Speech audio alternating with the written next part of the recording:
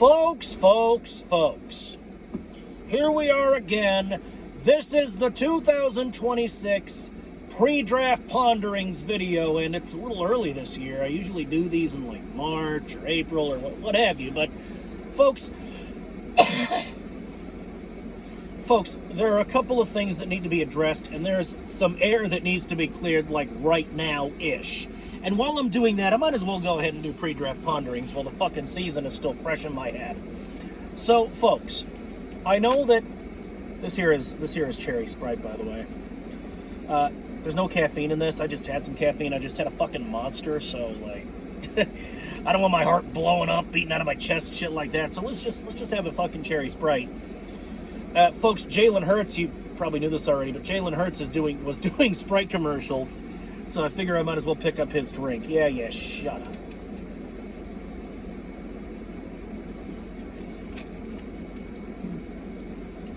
Anyway, folks, look. Before I get into what we should draft, before I get into what we should fucking do in April, there is some air that needs to be cleared, all right? And it's about my last video. Now, the fucking angry tirade I went off on about the firing of Kevin Petula.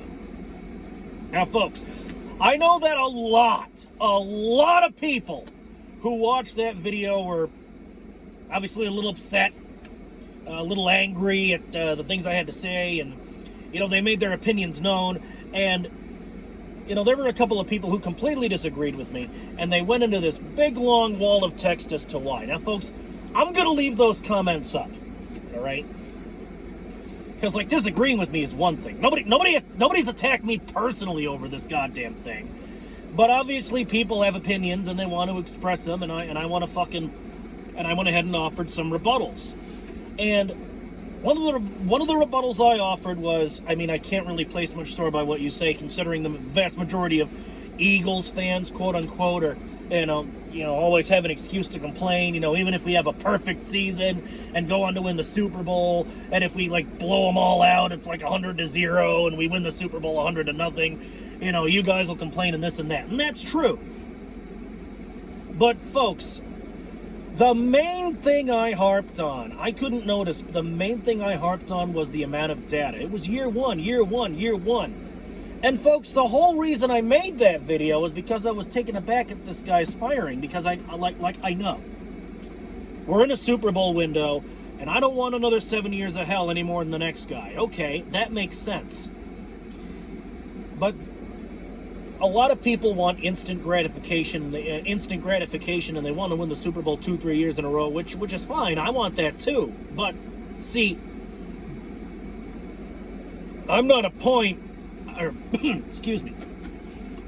I'm not at a point where I'm going to go ahead and advocate for the firing of an offensive coordinator after one season because he didn't hand us a 17-0 season with a Lombardi trophy on a silver fucking platter. Folks, the main reason I was angry at the firing was because, and I kept harping on this, it was year one. One season might be enough for some people to throw in the towel and call for the poor bastard's head. And I can kind of understand why. But me, personally, Plague, 1 year's not enough fucking data for me. I need at least 2 or 3 seasons before I can pass judgment on a fucking staffing call. All right? Especially one as big as the offensive fucking coordinator. Now, I can somewhat understand what it is the Philadelphia Eagles organization did when they fired Petula. Okay, fine. There are better offensive coordinators out there than Kevin Petula. I'm not saying by any stretch of the imagination that he's the world's greatest O-fucking-C. But I'm not going to sit here and say he's the world's worst. All right? What I am going to say is, while I don't agree with the organization's decision, I can still respect it. And moving forward, I'd like, and this is part of my pre-draft ponderings, we can just roll this into them. We can just roll this into that. I would like an offensive coordinator who not only is better than Petula, but also doesn't jump at the first coaching job that he gets after winning the Lombardi. Because, folks, I'm going to come right out and say it. Losing Kellen Moore hurt the Philadelphia Eagles organization. And honestly, I think it hit us kind of hard and it hurt us kind of bad. All right? I'd like a fucking offensive coordinator that... They don't have to have the same style as Reich or fucking as Reich or Moore, but I'd like him to be at least somewhat of the caliber of a Kellen Moore or a Frank Reich. You know, the offensive coordinators who won us the Super Bowl, who won us our 2 Super Bowls, right? So, like, that's what I want in terms of an offensive coordinator. And I'd like an offensive coordinator that can improve our run game at least a little. I think we need to work on the run game. We had trouble with that this year, and I'm gonna go into that more when I fucking go off on what fucking positions we should draft, because I got a couple of things to say about that. So, that having been said, the air having been cleared, I'm gonna go ahead. I'm gonna leave your comments up. Because, I mean, disagreeing with me and expressing your opinion is not, you know, it's free speech. You got freedom of speech, all right? If you want to disagree with me, disagree with me. I'm not a dictator. My word is not law.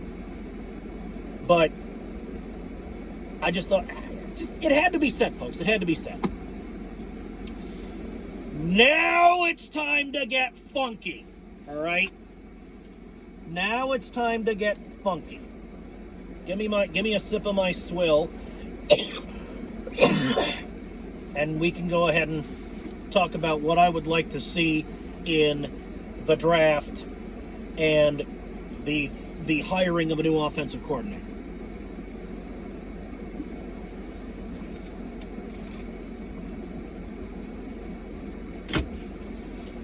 Now, the first thing I'd like to talk about is I'd like to go over the offensive coordinator in depth. Because, I mean, I kind of glossed over it in my talking about the last video I made. I'd like to go over the offensive coordinator search a little bit more in depth. All right? And what I have to say about that is, look, there are some names being thrown around. There's one being interviewed. A name I remember is Brian Dable. He worked for the New York Giants organization, and I'm not so sure about him because, I mean, it's the New York Giants. So obviously working for the let's be honest, working for the New York Giants is kind of a black mark on this guy's record, all right? Because look at what the Giants have, look at what the Giants have done, or rather failed to do these last few years.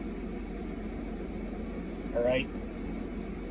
Brian Dable, I believe, was the head coach of the New York Giants, and the Eagles are talking to him and a couple other people. Now, I'm not going to tell you who exactly I want as the offensive coordinator, and I'm not going to name names, but I am going to tell you the kind of offensive coordinator I want. We're going to go over this one more again. All right? One more again. I'd like an offensive coordinator who can improve our run game. You can't just pass. You got to run the rock on occasion. That should go without saying. And I know that the Philadelphia Eagles, we love that pass game. I like it too. I really liked the 83-yard touchdown pass that Foles made. I still remember this. I still remember that 83-yard pass that Foles made that one year against the fucking Texans, all right? I believe it was the Texans. But I know Foles was the guy who threw the ball. I know it was an 83-yard touchdown pass. It was a few years back, so forgive me if I'm a little fuzzy, but I know some details. And I know for a fact that the Philadelphia Eagles love to pass the ball. All right? And we need to work on the run game. Now, I am not by any stretch of the imagination suggesting that we just stop passing altogether or we hardly pass at all. No, that's not what I'm saying. I'm not saying we should pass less so much as I'm saying we should run more. So clearly we need an offensive coordinator who can improve our run game. And to that end, I think we need not only to target running backs other than Saquon. And we need to, show Bigsby a little love here. But I think that we should draft at least one or two more running backs and shore up the running back core. All right? That's what we should be doing. Because our defense is absolutely fucking phenomenal. So, again, I'm suggesting for the second year in a row that the Philadelphia Eagles play offense in this year's draft. Especially when it comes to running backs and wide receivers. Let me explain why I'm mentioning the wide receiver core. And that reason is A.J. Brown. Now, folks, a lot of people are saying that we should trade A.J. Brown. And I know that it's been said that A.J. Brown's a great player and we're probably not going to trade him in this and that. Birds, Eagles organization, holding on to A.J. Brown is, in my opinion, a good move. But maybe, we should demote him to the second string. I'm thinking that maybe we should move him to the second string. Not forever, not forever, obviously, but for the time being. Because I think he's good, but he's not as good as he was. I think he's kind of lost it a bit. I mean, maybe he got cocky, maybe he's a little bit, old up there in years. Whatever. But whatever the case, I think that he needs to be moved down to the second string for the next, while. All right? And I think he needs to develop a little more and catch, and just catch more balls. Catch more balls. Because he's gone down in his quality a little bit, and that needs to be fixed. And to that end, we need to, draft a wide receiver or two, sure, shore up the wide receiver core, but I'm talking less about the draft in this particular case and more about the trade deadline.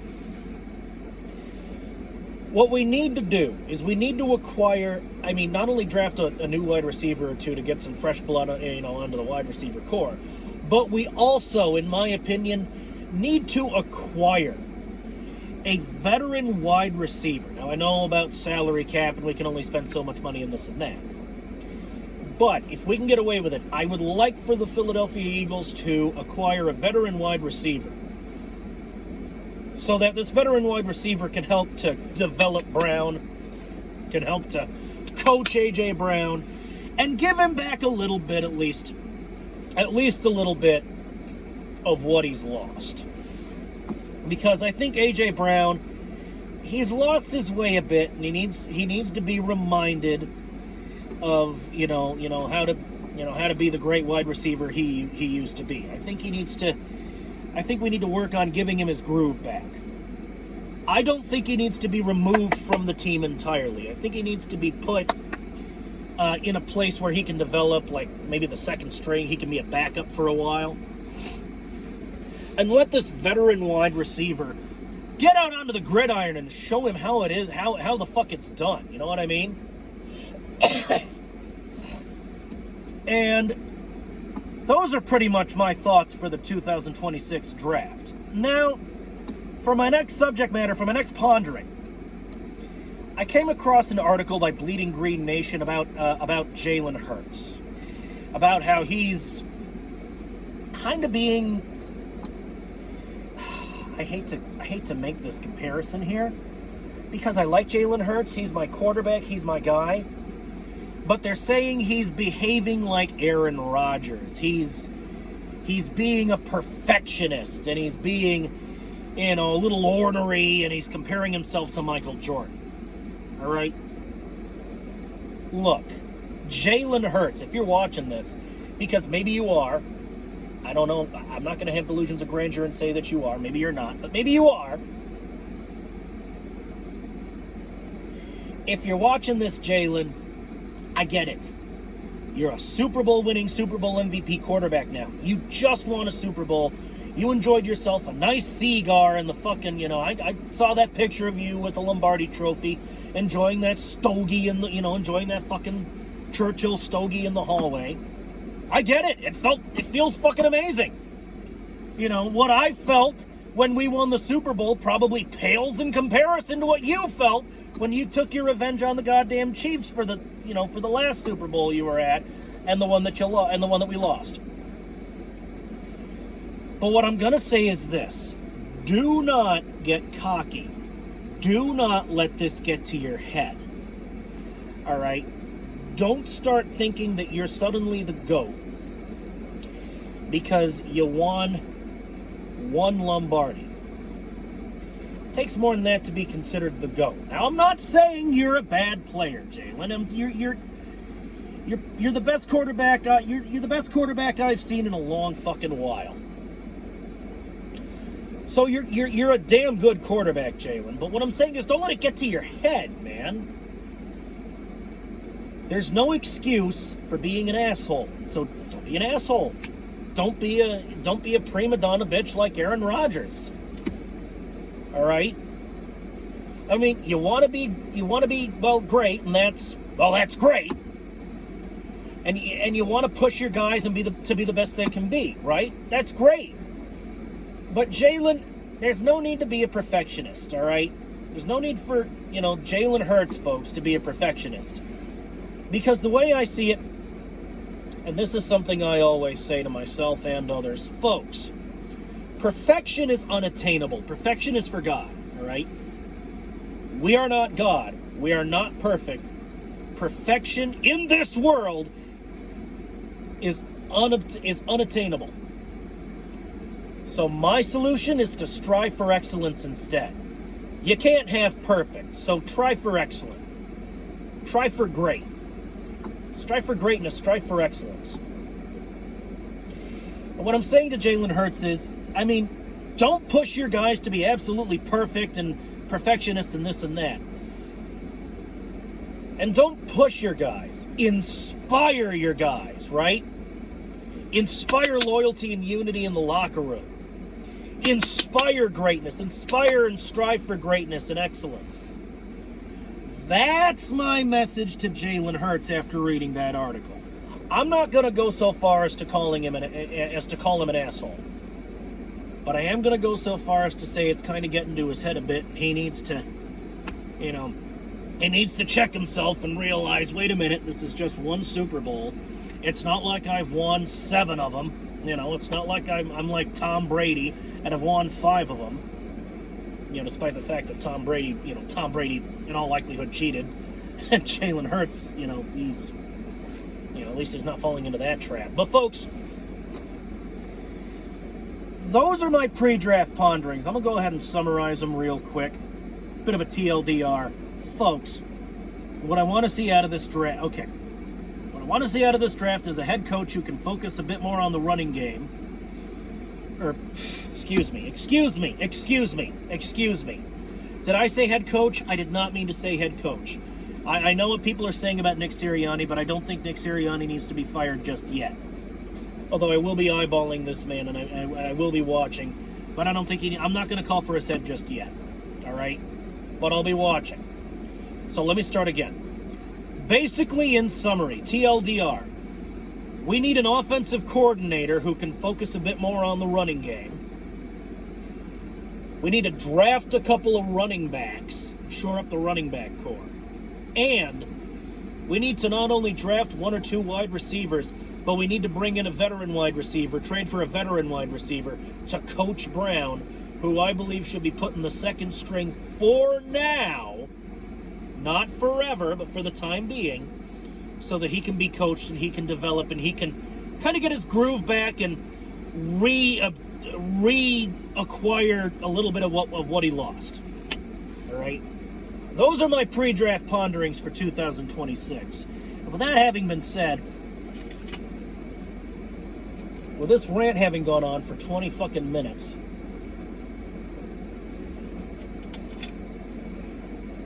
I'm going to get out of here. And I'm going to go into my apartment, I'm going to have a couple drinks, and I'm going to play video games. So I will see you in the next video, which in all likelihood is probably going to be the draft in April, motherfuckers. So I will see you probably in April, unless something else comes up, unless something big comes up. So, which, I mean, obviously hiring a new offensive coordinator is a big deal. So if we manage to get one before April, I'll let you know about that. And I'll let you know about the draft in April. So I'll see you in the next one. Time for me to go upstairs, get a little hammered, and play some video games.